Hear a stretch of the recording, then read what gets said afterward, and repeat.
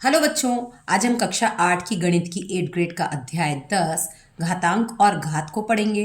बच्चों, 1.8 ग्राम भार वाली पानी की एक बूंद में इतनी बड़ी संख्या होती है, इतने अणु होते हैं। क्या ऐसी संख्या को हम पढ़ सकते हैं?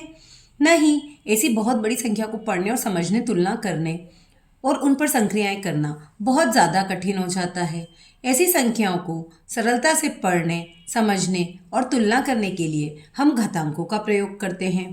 घातांक क्या होती है? तो देखिए, घात के अंक को घातांक कहते हैं और इसके प्रयोग से बड़ी संख्याओं का संक्षिप्त रूप लिख सकते हैं। जैसे कि 15,625 को हम 5 गुणित 5 गुणित 5 गुणित 5 गुणित 5 गुणित 5 के रूप में लिख सकते हैं। तो देखिए कितनी बार 5 लिखा, 1 2 3 4 5 6 बार।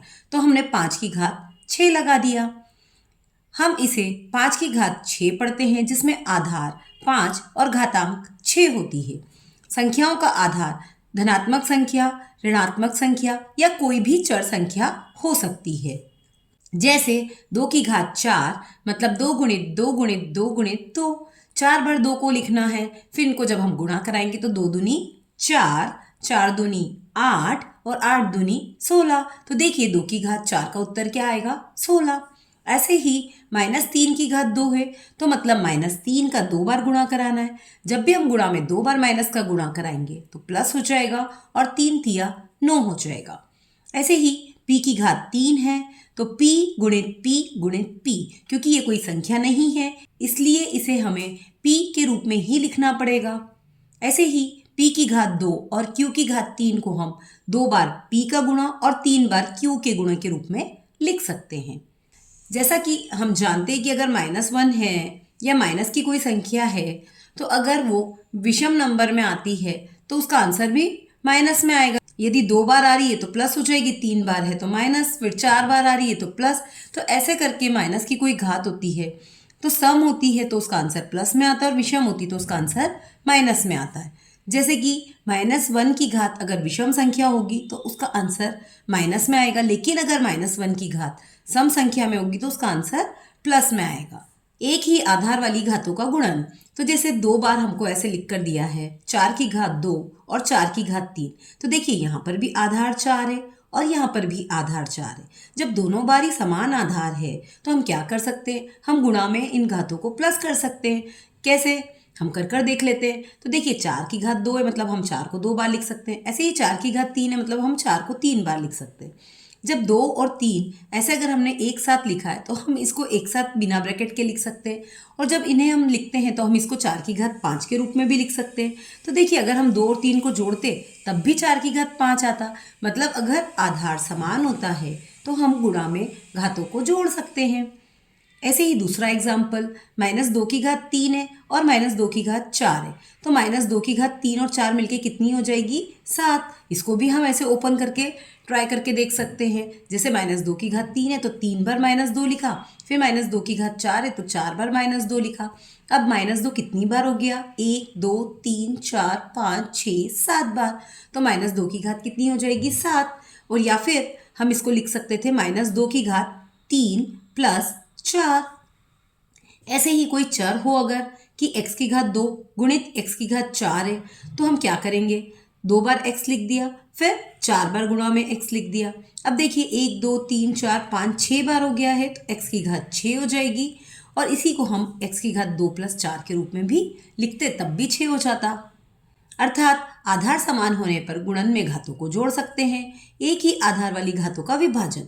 अब हमने जैसे इसका गुणा करना सीखा था, वैसे ही हम समान आधार में भाग देना सीखेंगे। तो देखिए 5 की घात 7 है और भाग दे रहे हैं 5 की घात 3 से। तो देखिए आधार 5 है यहाँ पर भी और यहाँ पर भी आधार 5 है। तो 5 की घात 7 और 5 की घात 3 को एक दूसरे से जब डिवाइड करेंगे तो 5 की घात 7 में हम 7 बार 5 लिखेंगे और 5 की घात 3 में 3 बार 5 लिखेंगे। तो 3 बार से 3 बार 5 कट जाएगा, तो बचेगा क्या? 5 की घात 4। और अगर इसी को हम 5 की घात 7 में से 3 को घटाते तो भी 4 आ जाता। मतलब भाग में हम घातों को घटा सकते हैं। अब है -3 की घात 6 और -3 की घात 2। तो देखिए -3 की घात 6 डिवाइडेड बाय -3 की घात 2, तो इसको हम 6 बार लिख देंगे और इसको 2 बार लिख देंगे। और 2 बार से 2 बार को काट देंगे तो बचा क्या, 1 2 3 4 माइनस 3 की घात 4 बार बचा। मतलब हम समान आधार वाली संख्याओं की घात को भाग में घटा सकते हैं। अब हमारे पास है a की घात 5 भागित a की घात 2। तो देखिए यहाँ पर a की घात 5 इसलिए हम a का 5 बार गुणा करके लिख लेते हैं, और a की घात 2 है भागित में तो उसको 2 बार गुणा करके लिख लेते हैं। अब 2 बार से 2 बार a कट गया है तो बचा क्या, a की घात 3। और ऐसे ही अगर हम a की घात 5 में से a की घात 2 को डायरेक्ट माइनस करते तो भी 5 माइनस 2 3 ही आता।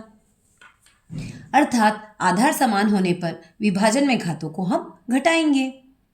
अब a की घात की अगर 2 घात है तो क्या करेंगे, जैसे कि 7 के ऊपर घात 2 दे रखी है, फिर ब्रैकेट के बाहर घात 3 भी दे रखी है, तो अब हम क्या करेंगे। तो देखिए हम क्या करते हैं, सबसे पहले 7 की घात 2 3 बार है तो 3 बार इसको लिख देते हैं, 7 की घात 2 गुणित 7 की घात 2 गुणित 7 की घात 2। अब गुणा में क्योंकि हम घातों को जोड़ सकते हैं तो 2 + 2 + 2 मतलब कितना हो गया, 6। तो इसका मतलब क्या हुआ, 2 का गुणा 3 में किया, ये 2 का गुणा 3 में कर दिया है।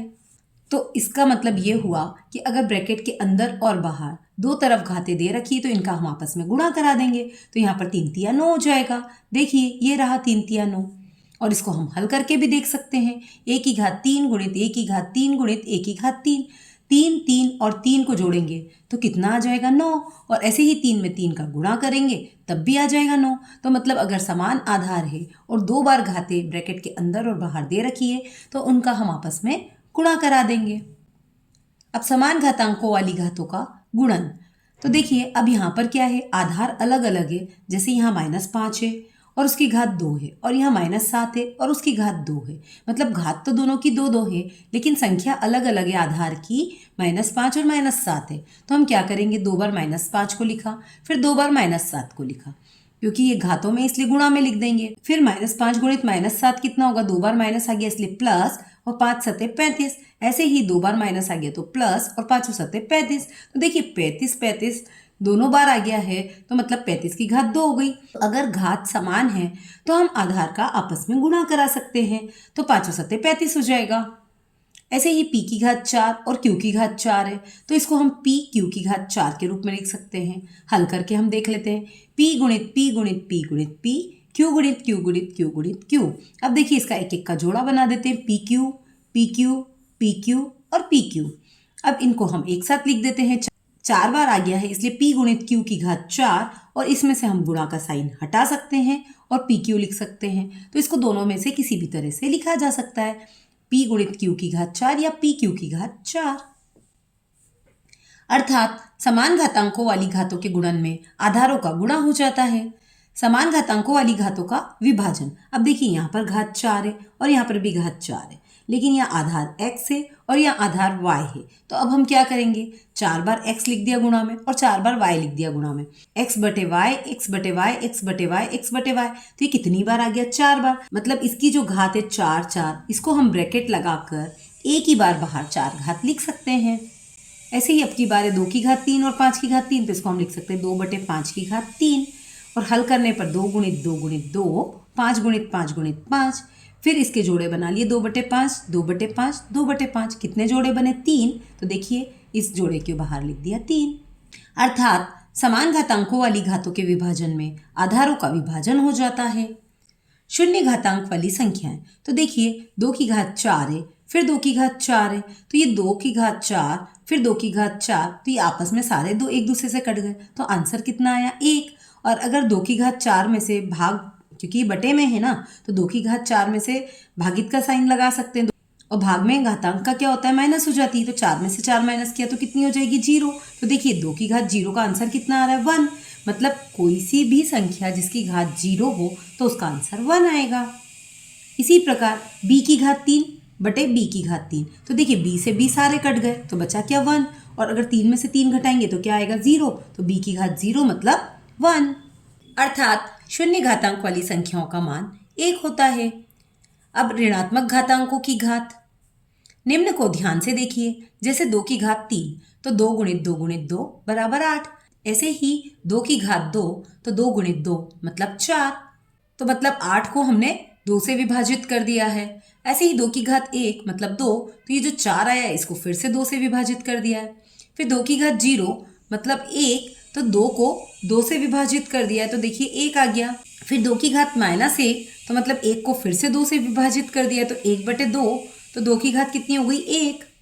फिर 2 की घात -2, मतलब 1/2 को फिर से 2 से भाग दे दिया है, तो 1/2 गुणित 2, क्योंकि ये जो भाग वाली संख्या है ये पलट के गुणा में आ सकती है, तो 1/4 हो जाएगी। तो ये 1/2 की घात 2। तो देखिए जो माइनस वाली घात है ये अगर हम बटे में लिख दें तो प्लस में बदल जाती है। 2 की घात -1, तो 1/2 की घात +1। ऐसे ही 2 की घात -2, तो 1/2 की घात +2। ऐसे ही 2 की घात -3, तो 1/2 की घात 3। तो मतलब अगर माइनस में घात है तो उसको हम 1 के बटे में लेके प्लस में लिख सकते हैं। इसी प्रकार हम 10 की घात -2 से पुनः क्या प्राप्त कर सकते हैं, तो देखिए 10 की घात -2 को हम 1/10 की घात 2 लिख सकते हैं, या 10 की घात 2 को हम 1/10 की घात -2 लिख सकते हैं। मतलब यदि घात माइनस में होगी तो 1 के बटे में जाके प्लस में हो जाएगी, और प्लस में होगी तो 1 के बटे में जाकर माइनस में हो जाएगी। अब ये देखिए a और b के लिए घातांक m और n के लिए हम सूत्र किस हिसाब से ज्ञात कर सकते हैं, तो देखिए a की घात m है और a की घात n है, आधार समान है और गुणा का चिन्ह है, मतलब घातांकों को जोड़ देंगे।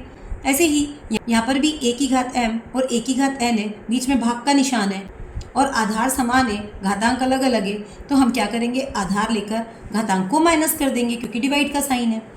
फिर यहाँ पर a की घात में m और n दो घातांक दे रखी ब्रैकेट लगाकर, तो इन दोनों का आपस में गुणा करा देंगे। और a की घात m और b की घात m मतलब आधार अलग अलग है लेकिन घातांक समान है, तो नीचे वाली संख्याएं जो दोनों आधार है उनका गुणा हो जाएगा और घातांक कॉमन हो जाएगी। ऐसे ही भाग में भी यही होगा, अगर आधार अलग अलग है घातांक समान है तो बटे में संख्या लिखकर और ब्रैकेट लगाकर घातांक को कॉमन ले लेंगे। और a की घात 0 मतलब किसी भी संख्या की घात 0 होगी तो हमेशा आंसर 1 आएगा। a की घात -m तो उसका 1 के बटे में जाते से ही वो प्लस की हो जाएगी। ऐसे ही a की घात m तो वो 1 के बटे में जाने पर माइनस की हो जाएगी। तो बहुत बड़ी या बहुत छोटी संख्याओं को घातांकों के रूप में कैसे लिख सकते हैं, तो देखिए ये इतनी बड़ी संख्या दे रखी है, इसको हमको घातांक के रूप में लिखना है, तो हम क्या करेंगे जो पहली संख्या है उसके बाद दशमलव लगा देंगे और उसके बाद की अंकों को गिन लेंगे। 1 2 3 4 5 6 7 8 9 10 11 12 13 14 15 16 17 18 19 20 21 22। तो देखिए 10 की घात 22 हो गया। ऐसे ही दूसरा सवाल और है, इसमें 3 के बाद दशमलव लगेगा, तो देखिए हम 8 से संख्या गिनना शुरू करते हैं। 1 2 3 4 5 6 7 8। तो देखिए 10 की घात 8 हो गया और 3 के बाद दशमलव लग गया। और जितनी संख्या है वो लिखना ज़रूरी होता है और जितने जीरो है वो हम हटा सकते हैं, जैसे यहाँ पर भी हमने ज़ीरो हटा दिए और यहाँ भी हमने ज़ीरो हटा दिए। अब यहाँ पर दशमलव पहले दे रखा है, फिर ज़ीरो देकर और फिर संख्या दे रखी है, तो हमें पहली संख्या के बाद दशमलव लगाना पड़ेगा, तो हम 6 के बाद दशमलव लगा देंगे और 6 तक की संख्याओं को गिन लेंगे, जैसे 1 2 3 4 5 6। तो 10 की घात -6 क्योंकि यहाँ पीछे से दशमलव आगे की तरफ गया है इसलिए 10 की घात -6 हो जाएगा। अब ऐसे ही बहुत बड़ी संख्या और बहुत छोटी संख्याओं की तुलना हम कैसे कर सकते हैं, तो देखिए सूर्य और शनि के बीच की दूरी हमें दे रखी है। अब इसको अगर हमें लिखना है तो हम क्या करेंगे 1 के बाद दशमलव लगा देंगे और 4 3 3 5 तक संख्याएं जो दे रखी है वो लिख देंगे और जीरो हटा देंगे। अब कितनी संख्या उसको गिन लेंगे, 1 2 3 4 5 6 7 8 9 10 11 12। तो 10 की घात 12 हो जाएगा और मीटर जो दे रखा हो ऐसा कैसा आ जाएगा। ऐसे ही सूर्य और पृथ्वी के बीच की दूरी भी हमें दे रखी है, तो इसके लिए भी हम 1 के बाद दशमलव लगा देंगे और जहाँ तक संख्या है वो लिख देंगे, जैसे कि 1.496 और 4 से हम संख्याओं को गिन लेते हैं, 1 2 3 4 5 6 7 8 9 10 11। तो 10 की घात 11 लग गया और मीटर ऐसे कैसे लग गया। अब इनकी दूरियों के बीच का अंतर अगर हमें निकालना है तो आपस में इनको घटा देंगे। तो देखिए पहले हमने सूर्य और शनि के बीच की दूरी लिख दी, फिर सूर्य और पृथ्वी के बीच की दूरी लिख दी। ये 10 की घात 12 और ये 10 की घात 11 है, मतलब 10 की घात 11 तो दोनों में है और इसमें एक घात ज़्यादा है 10 की, तो 10 अलग कर दिया। फिर 10 का इसमें गुणा कराएंगे तो दशमलव एक कदम आगे बढ़ जाएगा, तो 1.4 की जगह वो 14.335 हो जाएगा। गुणित 10 की घात 11 माइनस 1.496 गुणित 10 की घात 11। अब 10 की घात 11 दोनों में से कॉमन ले लेंगे और इन दोनों को आपस में से घटा देंगे, तो घटाने पर हमारा आंसर आ जाएगा 12.839 इंटू 10⁻11। अब हम कुछ क्वेश्चन आंसर्स देखते हैं। तो देखिए पहला प्रश्न है, किसी शून्येतर परिमेय संख्या a के लिए a की घात -m का मान क्या होगा। तो अभी हमने देखा था कि अगर घात माइनस में हो तो उसे 1 के बटे में लेकर प्लस में किया जा सकता है, तो ये हमने 1 के बटे में लेकर प्लस में कर दी। प्रश्न क्रमांक 2, x कोई शून्येतर पूर्णांक है और m और n कोई पूर्णांक है, तो x की घात m गुणित x की घात n का मान क्या होगा। तो देखिए इन दोनों के आधार समान है, बीच में गुणा का निशान है, मतलब घातांकों को जोड़ा जाएगा। तो x की घात m प्लस n इसका आंसर हो जाएगा ये b वाला। तो ये इसका सही आंसर है b। 1 की घात 0 प्लस 2 की घात 0 प्लस 3 की घात 0 ब्रैकेट में फिर इनकी भी घात 0। तो देखिए हम जानते हैं किसी भी संख्या की घात 0 हो तो उसका आंसर 1 होता है। 2 की घात 0 1, 3 की घात 0 1, फिर इसको ब्रैकेट लगा के बाहर जो घात 0 दे रखी है वो भी लिख देंगे। 1 2 3 आपस में जुड़कर 3 बन गया और घात 0, तो अब 3 की भी घात 0 है तो मतलब आंसर 1 ही आएगा। किसी भी संख्या की घात 0 आंसर 1 होता है।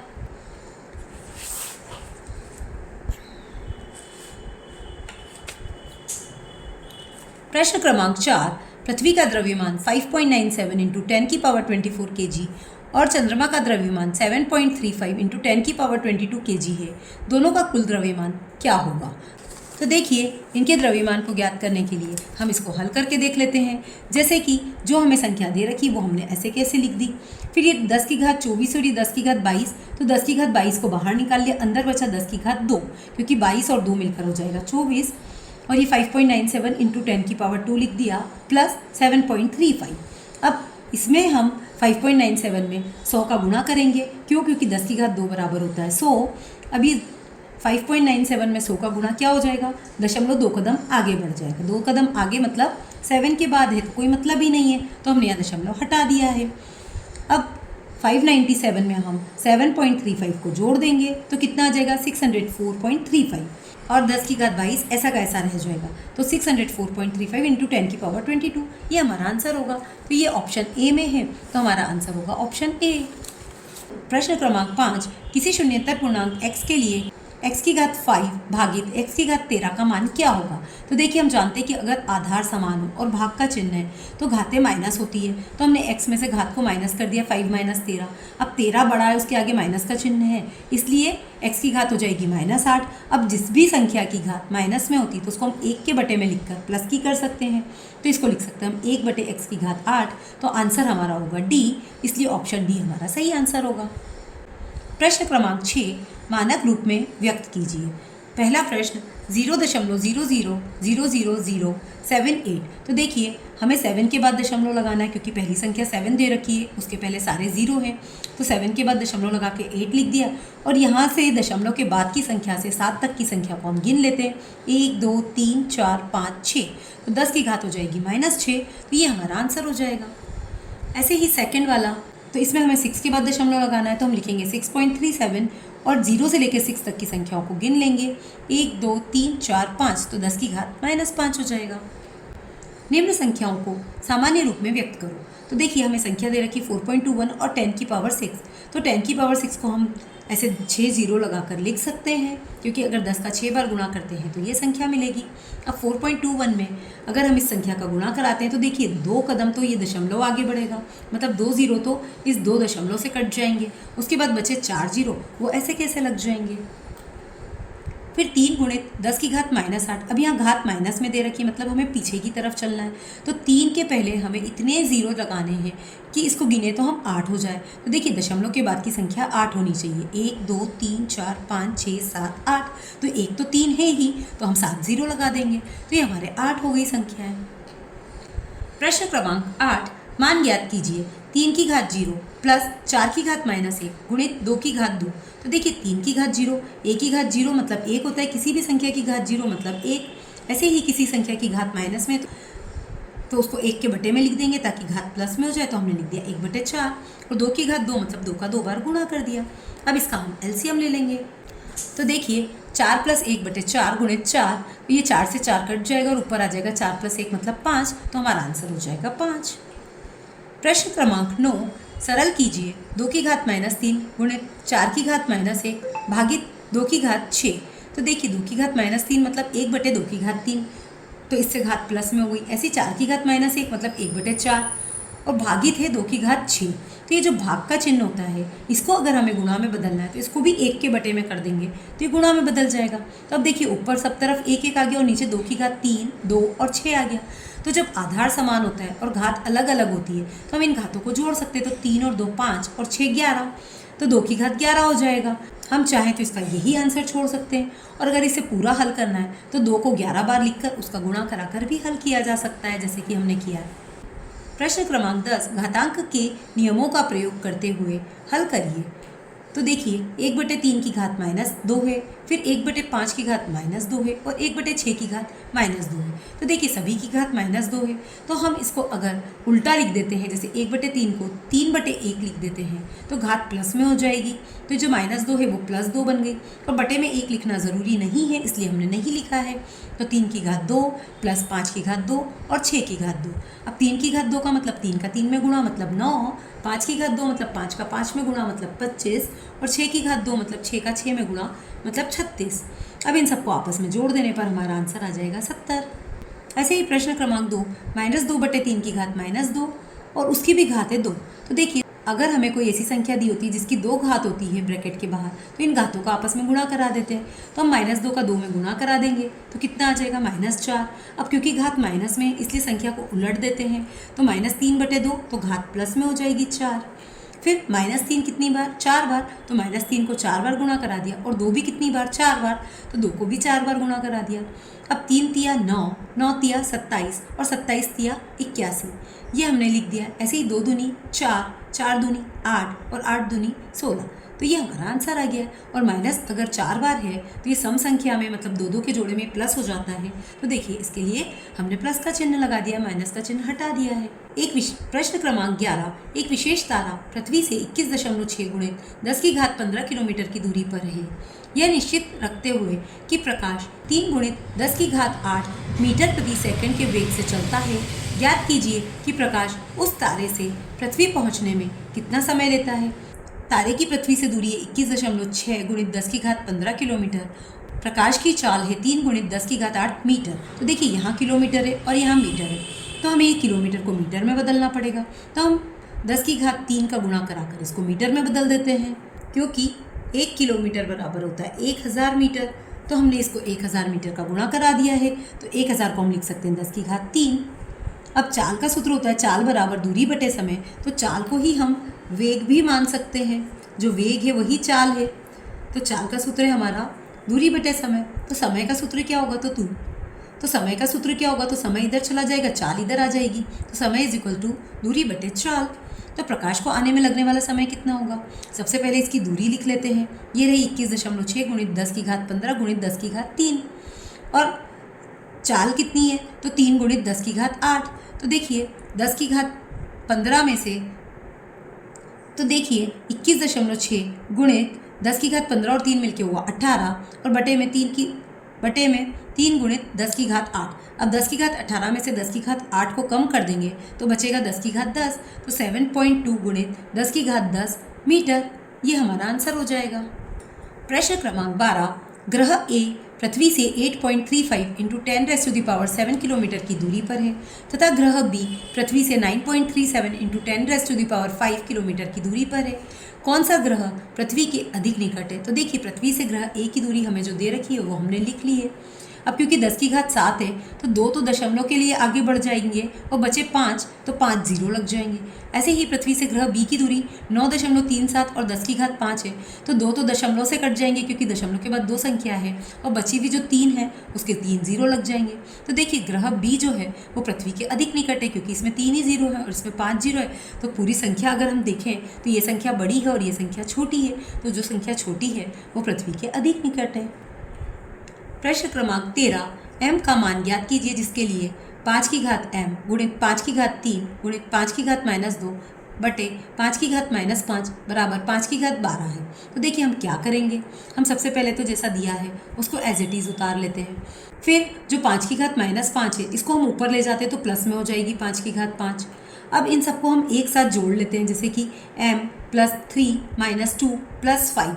तो देखिए m + 3 और 5 मिलकर हुआ 8 और माइनस का 2 ऐसा का ऐसा रह गया, तो ये हमने लिख लिया है 5 की घात m + 8 - 2।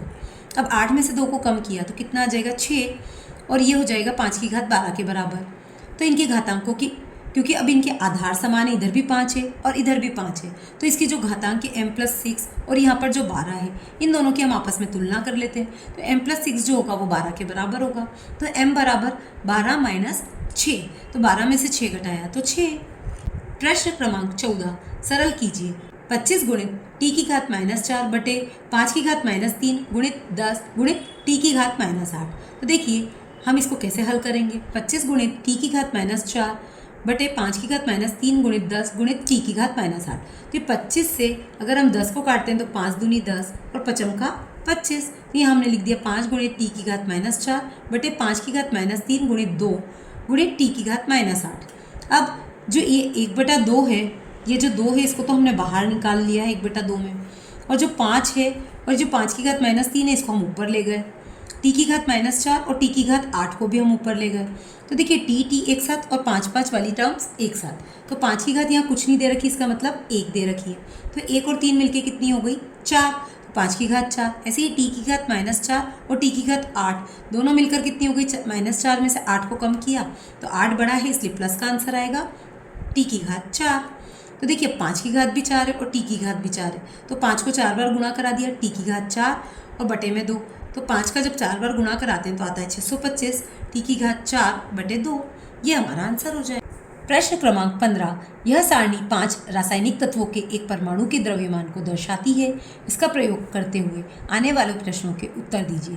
तो देखिए हमें यहाँ तत्व के नाम दे रखे और यहाँ पर परमाणु का द्रव्यमान दे रखा है। तो देखिए यहाँ पर हम अगर इनकी घातों को ध्यान से देखें तो 10 की घात -26, 10 की घात -25, 10 की घात -25, 10 की घात -26 और 10 की घात -27। तो जिसकी घात माइनस में जितनी ज़्यादा होगी वो उतना छोटा होगा।